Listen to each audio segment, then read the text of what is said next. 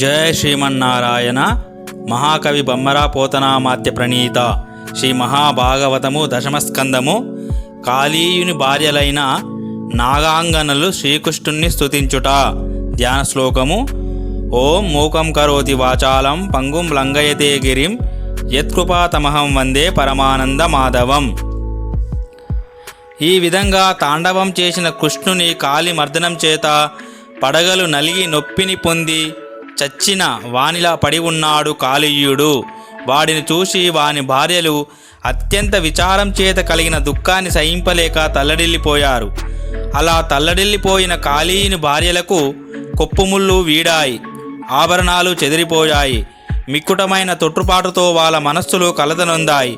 ఏడుస్తున్న బిడ్డలను ముందు పెట్టుకొని నొచ్చుకుంటూ భక్తితో సకల కళ్యాణగుణ పరిపూర్ణుడైన శ్రీ గోపాలకృష్ణమూర్తిని దర్శించారు. దర్శించి కృష్ణునికి సాష్టాంగ నమస్కారం చేసి నుదుటికి జోడించిన చేతులను ఆనించిలా అన్నారు. స్వామి, లోకంలో దుష్టులను శిక్షించడం కోసం అవతారం ఎత్తిన నీవు ఈ దుష్టుణ్ణి శిక్షించడం సమంజసమే. దుష్ట స్వభావం చేత అని తలపకూడదు. ఇది నీ మహనీయత్వమే గాని మరొకటి కాదు. జగత్తులన్నింటికీ ఆధారమైన ప్రభు, నీకు శత్రువుల కుమారులయందు కూడా కొంచెమైన పగలేక సమానత్వాన్ని అందరి ఎడలా చూపుతావు. అట్టి నీకు మా మీద పగ ఏమి ఉంటుంది? లోక సంరక్షణం కోసం దుష్టులను శిక్షిస్తూ ఉంటావు. అందుకే ఈ దుష్టుని కూడా శిక్షించావు. స్వామి, నోట విషం పెట్టుకొని భయంకరులమై వర్తించే మమ్ములను దండించడం గొప్ప అనుగ్రహమే, కానీ నిగ్రహించుట కాదు. ఈ దండనము వలన మాకు విషాన్ని కలవారు అనే చెడ్డ పేరు కాస్త తొలగిపోయింది. ఇంతకు మునుపు ఎంతో మహిమగల పుణ్య పురుషులకు కూడా సన్నిహితుడవు కాని నీవు నేడు ఎంతో వేడుకతో ఈ సర్పరాజు పడగలపై నాట్యం చేశావు. ఈ సర్పరాజు పూర్వజన్మలో ఎట్టి తపస్సు చేశాడో, ఎటువంటి ధర్మ కార్యాలు చేశాడో, ఎటువంటి సత్యవాక్యాలను పలికాడు, అట్లా కాని పక్షంలో నీ పాద పద్మాలు తన తలలను సోకునంతటి భాగ్యము కలుగుతుందా? ఈశ్వర, పూర్వము స్త్రీరత్నమైన లక్ష్మీదేవి మిక్కిలి మహిమతో ప్రకాశించే నీ పాదాల రేణువులు తనను సోకే అధికారం కోసం ఎంత తపస్సు చేసి ఎన్ని నోములు నియమంతో నోచిందో. ఇప్పుడు ఈ పనిరాజు ఏ నియమములు లేకుండా నీ రెండు పాదముల చేతను తన్నబడి నీ పాద స్పర్శకు నోచుకున్నాడు కదా. ఎంతటి అద్భుతమిది! నీ పాద రేణువుల సాంగత్యాన్ని పొందిన మహనీయులు ఇంద్ర పదవిని కూడా తృణీకరిస్తారు. బ్రహ్మ పదవిని గాని, చక్రవర్తిత్వం గాని, భూమండలాన్ని ఏలే ఆధిపత్యం గాని ఇష్టపడరు. ఎన్నడూ రసాతల సార్వభౌమత్వం గాని, యోగ సిద్ధులను గాని లక్షింపరు. వీటన్నింటిని మించినది నీ పాదధూళి స్పర్శనం. సర్వసంగ పరిత్యాగులైన మహాయోగులకు కూడా సాధ్యము కాని భాగ్యమును తమోగుణ జనితములైన దుర్గుణములు కలిగి మహాపాతకై ఉండి కూడా ఈ సర్పరాజు పొందాడు. ఓ దేవా, సర్వజీవులకు అంతర్యామియై ఉన్నందున నీవు పరమ పురుషుడవు. భిన్నముగా కాక అందరిలోనూ ఏకత్వ రూపంగా ఉన్నందున నీవు మహాత్ముడవు. పంచభూతాలకు ఆశ్రయస్థానము నీవే కనుక భూతవాసుడవు. సమస్త భూతాలు నీయందే ఉన్నందున భూతమయుడవు. కారణం లేని ఉనికిని కలిగి ఉన్నందున నీవు పరమాత్ముడవు. పరిపూర్ణమైన జ్ఞానము విజ్ఞానం కలిగి ఉండి నిర్గుణుడవు, నిర్వికారుడవు అయినందున బ్రహ్మము నీవే అయి ఉన్నావు. ప్రకృతిని ప్రవర్తింపజేస్తూ దానికి అంటకనే ఉన్న నీవు అనంత శక్తి స్వరూపుడవు. కాలచక్రమును నడిపే నీవు కాలస్వరూపుడవు.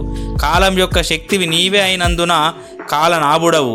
ఈ సృష్టిలోని జీవజాలం జనించడం, లయించడం సాక్షిగా చూస్తూ ఉన్న నీవు సర్వసాక్షివి. అట్టి నీకు మా నమస్కారములు. ఓ నిర్మలాత్మ, సమస్త ప్రపంచము నీవే అయి ఉన్నావు. వీక్షిస్తూ ప్రాణులను పుట్టిస్తూ వాటి వృద్ధి క్షయములకు కారణవై ఉన్నావు. పంచమహాభూతములు, పంచతన్మాత్రలు, దశేంద్రియములు, మనస్సు, ప్రాణము, బుద్ధి, చిత్తము మొదలైనవన్నీ నీ యొక్క ఆకృతే. త్రిగుణములయందు అభిమానంతో నీ అంశ వలన పుట్టిన ప్రాణి సమూహానికి సుఖ దుఃఖ అనుభవాలను కలిగిస్తున్నావు. మూడు అహంకృతుల చేత ఆక్రమింపబడక పరిపూర్ణత్వం చేత అనంతుడవై ఉన్నావు. ప్రపంచము నీవే, దానిని చూసే వాడివి నీవే. సమస్తము తెలిసి సమస్తము తెలిసిన నీకు మ్రొక్కుతున్నాము, మా మనవి ఆలకించు. దేవుడు ఉన్నాడని లేడని వాదిస్తూ ఉంటారు. సృష్టి స్థితి లయాది కార్యములన్నింటినీ ఎరిగినవాడని కొందరు అంటారు, చక్కగా ఎరుగడని కొందరు అంటారు. మాయ చేత కొంచెం కట్టుబడ్డవాడు, మాయను అతిక్రమించిన వాడని మరికొందరంటారు. సర్వము నశింపగా తానొక్కడే ప్రకాశిస్తూ ఉంటాడని, చీమ మొదలు బ్రహ్మ వరకు అన్నీ తానేనని ఇంకా కొందరంటారు. ఈ ప్రకారము నానావిధ వాదాలను అనేక మంది భ్రమచేత చేస్తూ ఉంటారు. నీవు అన్ని వాదాలకు అనుకూలవై ఉంటావు. వస్తువుల పేర్లు, వస్తువులు, వాటి స్వభావాలు, వీటి తారతమ్యం చేత మరియు నానావిధ మహిమల చేత ప్రసిద్ధుడవు. నిశ్వాస రూపమైన వేదాలను బయలుపరిచిన వాడవు. సర్వశాస్త్రాలకు జన్మస్థానమైన వాడవు నీవే.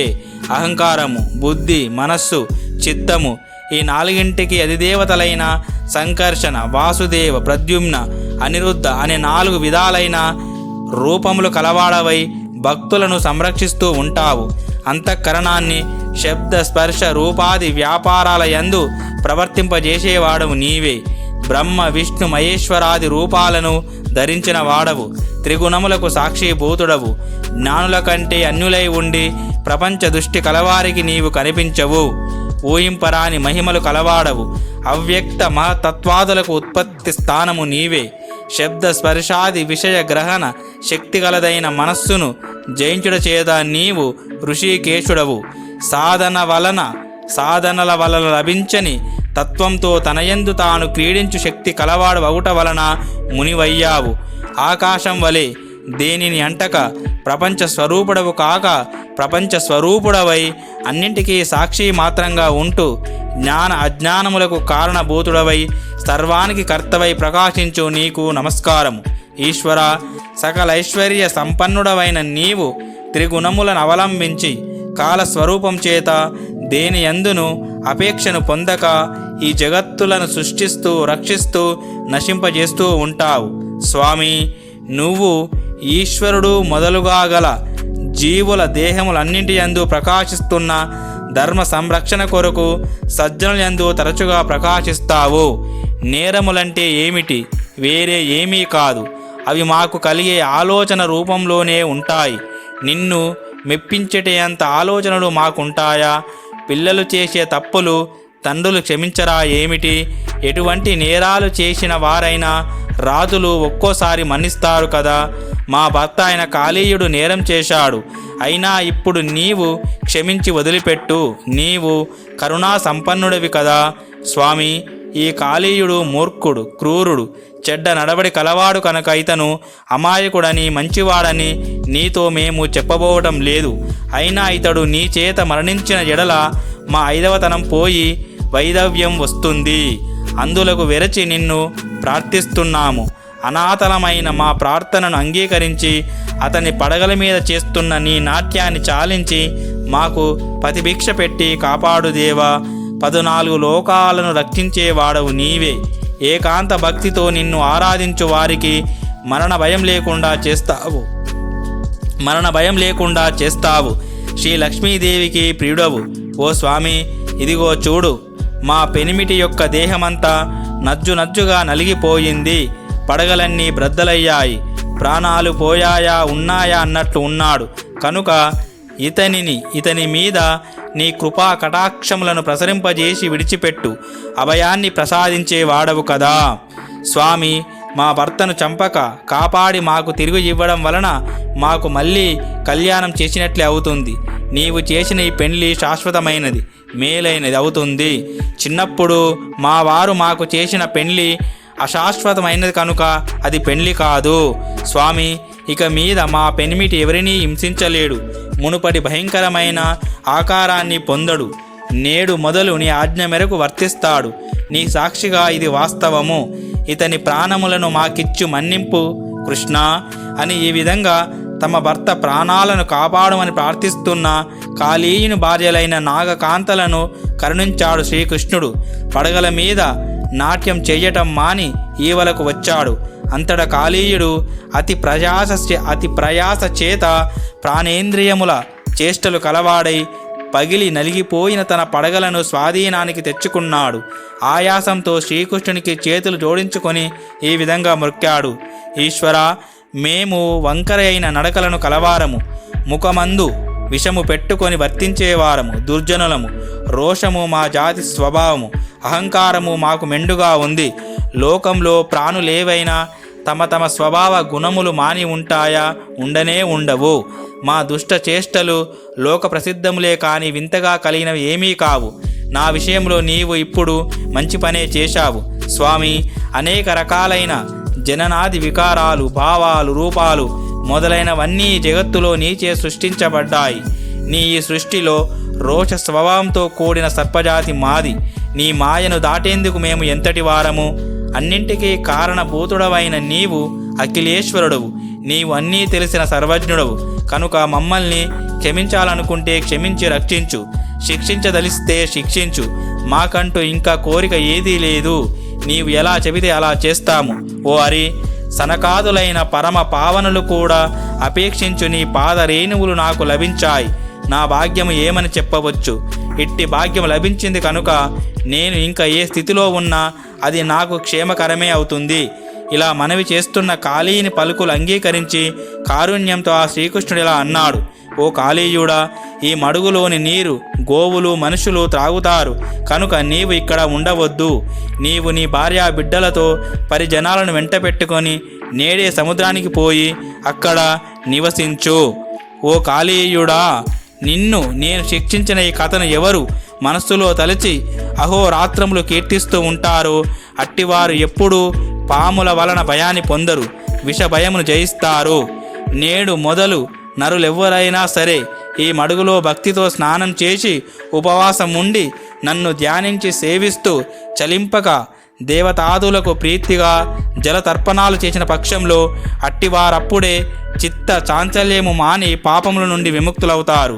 ఓ కాళీయుడా, నీవు గరుత్మంతుని వల్ల భయంతో రమణక ద్వీపాన్ని విడిచి ఈ మడుగులో ఉంటున్నావు. ఇక నీకు ఆ భయము లేదు.